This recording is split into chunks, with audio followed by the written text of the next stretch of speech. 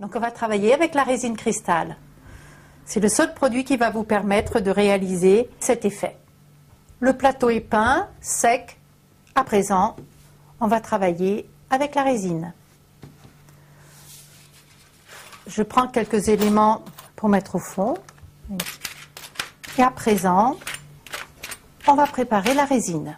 Première opération, j'enfile les gants pour protéger mes mains. Je prends le durcisseur. Il a un bouchon de sécurité, donc je l'ouvre en exerçant une pression. Ensuite, je prends une dosette et je mets une dose de durcisseur et je devrais mettre 2 doses de résine. Je vais remplir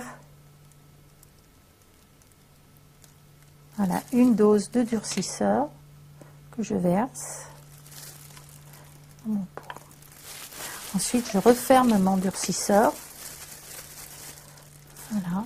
Et je vais utiliser la résine. Et là, je vais faire 2 doses de résine. Première dose. Et voilà.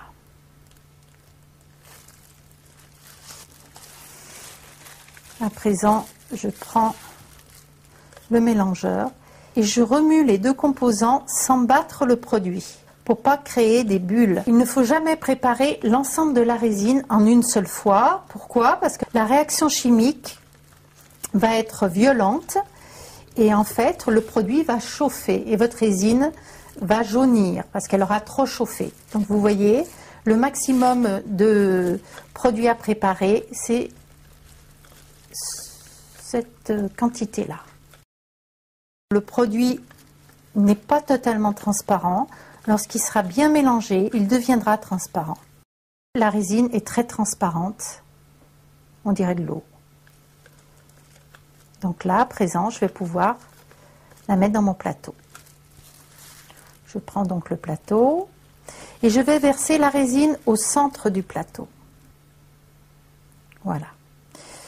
Pourquoi au centre? Pour ne pas mettre de la résine sur les rebords du plateau. Je risque de faire des coulures sur les bords du plateau, ce n'est pas nécessaire.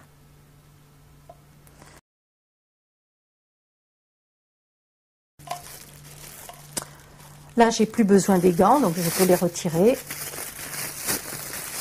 Et là, je vais faire circuler ma résine pour qu'il y en ait bien de partout.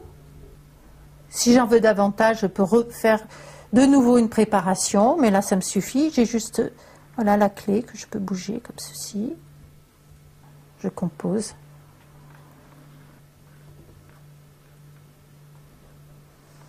Faites attention de ne pas mettre d'éléments poreux dans la résine. Sinon, vous aurez des micro-bulles. Donc à présent, on va attendre 12 heures de séchage en le protégeant avec un carton ou avec un film plastique comme ceci. Il ne faut pas que ça touche la résine, bien sûr, mais ça va protéger la résine de toutes les poussières environnantes qui pourraient se déposer lors du séchage.